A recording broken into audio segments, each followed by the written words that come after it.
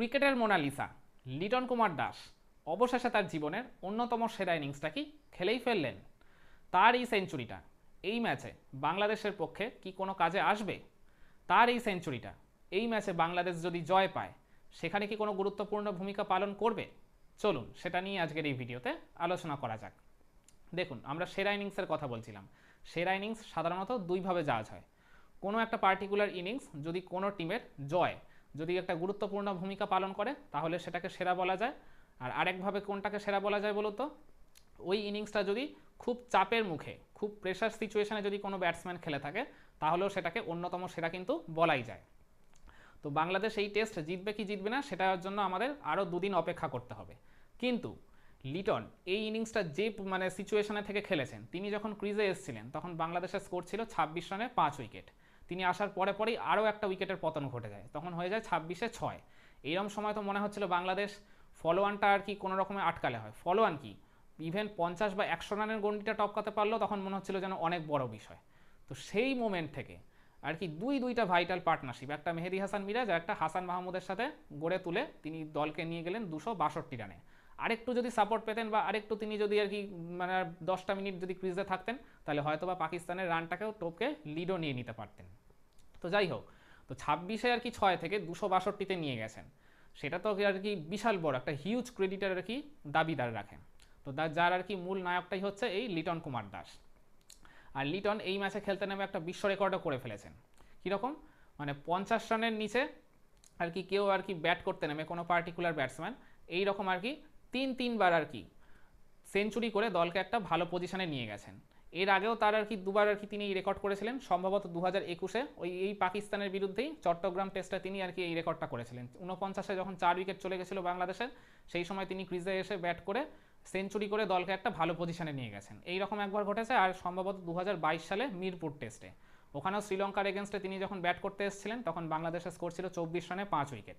সেখানে আর কি মুশফিকুর রহিমের সাথে ষষ্ঠ উইকেটে একটা অনবদ্য জুটি করে দলকে একটা খুব ভালো পজিশনে তিনি নিয়ে গেছিলেন আর নিজেরও সেঞ্চুরি তিনি করেছিলেন। তো এই ম্যাচেও আর কি দেখতে গেলে সিমিলার কাইন্ড অফ সিচুয়েশন।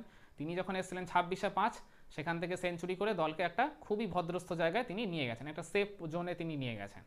তো এই রকম আর কি তার তিনবার আর কি তিনি এই ঘটনা ঘটিয়েছেন। তো এই রকম আর কি দেখতে গেলে এই রেকর্ডটা ওভারঅল ক্রিকেট বিশ্বে কিন্তু কারোরই নেই। সর্বোচ্চ আর কি কোনো ব্যাটসম্যানের একবার করেই রয়েছে। তো সেই দিক থেকে দেখতে গেলে লিটন অলরেডি কিন্তু 3বার এই ক্রেডিট আর কি এই কৃতিত্বের তিনি অধিকার হয়ে গেছেন। তো আর কি দেখতে গেলে এটা একটা অনবদ্য একটা আর কি প্রশংসার দাবি অবশ্যই রাখে।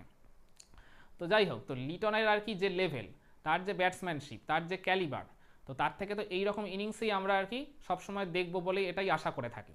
কিন্তু তিনি তো আর কি সবসময় সেটা আর কি করতে পারেন না, তিনি আর কি কালে ভদ্রে বলতে গেলে ইনিংসগুলো খেলেন।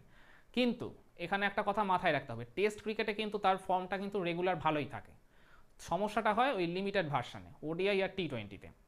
আপনি যদি খেয়াল করে দেখেন, এই আগের এই শ্রীলঙ্কা সিরিজটা বাদ দিলে তার আগের যে কটা আর কি সিরিজ বাংলাদেশ খেলেছে সেখানে কিন্তু মোটামুটি ধারাবাহিকভাবে লিটন ভালোই পারফর্ম করেছেন।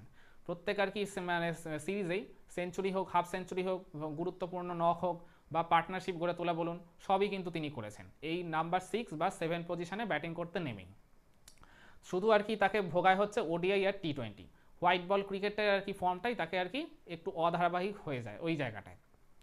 তো আর কি ওটা নিয়ে তো আমরা আগের একটা ভিডিওতে বলেইছিলাম যে ওইখানে হয়তো বা তিনি ওই ওপেন করতে নেমে নতুন বল যেহেতু তাকে ফেস করতে হয়, ফিল্ডিং রেস্ট্রিকশন যেহেতু তাকে কাজে লাগাতে হয়, এই সব সিচুয়েশন আর কি এই সব প্রেশার আর কি তিনি খুব একটা হয়তো বা অ্যাবজর্ভ করতে না পেরে বলতে গেলে আর কি ওইখানে আর কি ভুল শট খেলে বা ভুল অ্যাপ্রোচে নিজের উইকেটগুলো ছুড়ে দিয়ে আসেন। কিন্তু টেস্টে তো আর সেটা হয় না, এখানে তো তিনি ডাউন দ্য অর্ডার ব্যাটিং করতে আসেন, মিডিল অর্ডার বা লোয়ার মিডিল অর্ডারে। সেখানে আর কি তিনি একটু ধীরে সুস্থে সেট হয়ে নিজেকে আর কি সময় দিতে পারেন ক্রিজে থিতু হওয়ার জন্য। তো তারপর আর কি এই জন্য আর কি তিনি কিছুটা বলতে গেলে টেস্ট ক্রিকেটে তুলনামূলকভাবে ওডিআই বা টি20 থেকে সফল, এটা আমরা ওই আগের ভিডিওতেই ডিসকাস করেছিলাম। তো আর কি দেখতে গেলে ওডিআই বা টি20-তে আমি আর কি আমার সাজেশান থাকবে যে লিটন যদি আর কি সত্যিই আর কি যদি তার এই সমস্যাটা হয়ে থাকে, এটা আমাদের আর কি অনুমান বা আমাদের আর কি এতদিন ধরে অবজারভেশনের ফল, তো সত্যি যদি এটা হয়ে থাকে তো আমি বলবো যে লিটনকে যেন অ্যাটলিস্ট ওরা বাংলাদেশ টিম ম্যানেজমেন্ট যেন 4 বা 5 নম্বর পজিশনে যেন খেলায়। আমার মনে আছে এই 2019 বিশ্বকাপে সেই সাকিবের সাথে আর কি চতুর্থ বা পঞ্চম উইকেটে সম্ভবত, তো লিটন আর কি নেমে একটা 94 রানের একটা নট আউট ইনিংস খেলেছিলেন। শুধু ইনিংসটাই খেলেননি, একদম নট আউট থেকে দলকে জিতিয়ে সাকিবের সাথে একটা প্রায় 200+ রানের পার্টনারশিপ করে ম্যাচটা তিনি আর কি শেষ করেই আর কি ফিরেছিলেন। ওটাও কিন্তু আর কি মিডিল অর্ডারে নেমে ইনিংসটা খেলেছিলেন ওই ইংল্যান্ডের আর কি টনটনে, ওই সিমিং কন্ডিশনে, যেখানে আর কি বল চরমভাবে মুভ করছিল সেই সময়। তো দেখতে গেলে আর কি ওই মিডিল অর্ডারেই আর কি কিন্তু লিটন দেখতে গেলে ধারাবাহিকভাবে তিনি সাফল্য পেয়েছেন আর কি ওভারঅল ক্যারিয়ারে। তো আমার আর কি মানে টিম ম্যানেজমেন্টের কাছে দাবি থাকবে যেন লিটনকে অন্তত নাম্বার 4-এ যেন খেলানো হয় ওডিআই বা টি20-তে, কারণ 5 নম্বর পজিশনটা তো তাওহিদ হৃদয়ের কাছে ফিক্স রয়েছে। আর সেখানে যদি মানে আর কি শান্ত তো এখন 3-এ ব্যাটিং করে, তো তাকে যদি ওপেন করতে পাঠিয়ে দেওয়া হয়, তিনি তো এমনি ওপেন করতে জানেন, তিনি তো আর কি যখন টিমে এসেছিলেন ওপেনার হিসেবেই এসেছিলেন, তো তাকে যদি ওপেন করতে পাঠিয়ে দেওয়া হয় আর এদিকে সাকিব আল হাসান যদি ফিট থাকে, তার যদি চোখের সেই সমস্যাটা যদি কেটে যায়, তাকে যদি নাম্বার 3-তে শিফট করা হয়, তিনি নাম্বার 3-তে কেমন পারফর্ম করেন সেটা তো আমরা 2019 বিশ্বকাপেই দেখেছি। আমার খুবই অবাক লেগেছিল যখন 23 বিশ্বকাপে তার ব্যাটিং অর্ডার চেঞ্জ করে 4-এ করা হয়েছিল। তো যাই হোক, যে মানে যার কারণে তিনি একেবারেই সাফল্য পাননি আর কি। তো সাকিবকে 3-এ আর এখানে 4 নম্বরে যদি লিটনকে আর কি শিফট করে দেওয়া হয়, তাহলে আমি মনে করি যে ওডিআই বা টি20-তেও হয়তোবা লিটন এই টেস্টের মতো তার এই আগুনে ফর্মটাই ক্যারি করতে পারবেন। তো যাই হোক, লিটনকে অনেক অভিনন্দন, তিনি এইরকম পরপর দুখানা টেস্টে এরকম দুটো গুরুত্বপূর্ণ নক খেলে, আগের ম্যাচেও তিনি আর কি যে আর কি নকটা খেলেছিলেন 56 রানের, ওটা শুধু 56 রানের একটা নকই খেলেননি, ওটা একটা রেস্কিউ পার্টনারশিপ ছিল। ওই ম্যাচ পার্টনারশিপটার জন্যই মুশফিকুর রহিমের সাথে তিনি যে 114 রানের জুটিটা গড়ে তুলেছিলেন, ওই জুটিটার জন্যই বাংলাদেশ কিন্তু ওই প্রথম টেস্টে কামব্যাক করতে পেরেছিল। এটা আমরা কিন্তু সবাই জানি, সবার এখনও কিন্তু ভালো মতোই মনে রয়েছে। তিনি আর কি কিছুটা আনলাকি ছিলেন যে ওইটাকে আর কি ওই ইনিংসটাকে সেঞ্চুরিতে কনভার্ট করতে পারেননি। আর আরেকটা কথা, তার মানে এইটা হচ্ছে তার চতুর্থ টেস্ট সেঞ্চুরি, 43 নম্বর এটা টেস্ট, তার চতুর্থ টেস্ট সেঞ্চুরি, আর সম্ভবত 17টার মতো বোধহয় হাফ সেঞ্চুরি তিনি করেছেন টেস্টে।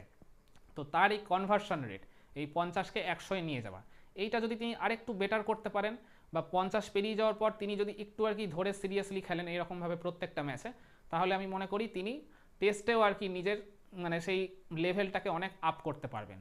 তিনি টেস্টেও একটা রেগুলার 40+ অ্যাভারেজ মেনটেন করে নিজের ক্যারিয়ারটাকে শেষ করতে পারবেন, যেটা বাংলাদেশের কোনো ব্যাটসম্যানের এখনও পর্যন্ত নেই। 40+ অ্যাভারেজ টেস্টে মিনিমাম 20 টেস্ট খেলা প্লেয়ারদের কথা বলছি, ইভেন সাকিব মুশফিকেরও কিন্তু 40+ অ্যাভারেজ নেই। তো যাই হোক, তো লিটন আর কি যে আর কি প্রতিভাবান ব্যাটসম্যান, তাকে ইয়ান বিশপের মতো কিংবদন্তি আর কি মোনালিসার আর কি আখ্যা দিয়েছেন, ক্রিকেটের মোনালিসা, যেটা আমি শুরুতেই বললাম, এটা আমার কথা নয়, এটা ওই কিংবদন্তি আর কি ওয়েস্ট ইন্ডিজ তারকা ক্রিকেটার ইয়ান বিশপ কিন্তু তাকে এই আখ্যাটা দিয়েছেন, এমনি দেননি। তার যে আর কি দৃষ্টিনন্দন শট, তার যে আর কি চোখ ধাঁধানো আর কি গ্লান্স, চোখ ধাঁধানো কভার ড্রাইভ, এগুলো আর কি দেখলেও বলতে গেলে চোখের শান্তি আসে, মনে হয় যেন একেবারে ক্রিকেট ব্যাকরণ বই থেকে উঠে এসে তিনি শটগুলো খেলছেন। খুবই আর কি একদম দেখতে গেলে অ্যাবসোলিউটলি আর কি ব্রিলিয়ান্ট টু ওয়াচ। তো লিটনের কাছ থেকে আর কি তাহলে বাংলাদেশের সমর্থকদের প্রত্যাশাটা কিন্তু এখন অনেক বেড়ে গেল। তো আশা করি তিনি যদি আর কি টিম ম্যানেজমেন্ট থেকে একটু যদি চিন্তা ভাবনা করে মানে লিমিটেড ভার্সন ক্রিকেটেও যদি তাকে আর কি মিডিল অর্ডারে ওই নাম্বার 4 পজিশনে যদি শিফট করা যায়, তাহলে আমি মনে করি টেস্টের মতো ওডিআইতেও তিনি এইরকম আর কি ওডিআই বা টি20-তেও সেম আউটপুট দিতে পারবেন। তো আপনি কি মনে করেন লিটনের এই টেস্টে করা 138 রানের ইনিংসটা বাংলাদেশের যদি এই ম্যাচটা জিতে যায়, তাহলে কি সেখানে কোনো গুরুত্বপূর্ণ ভূমিকা পালন করবে? কমেন্ট করে জানাবেন নাকি আপনার মতামত।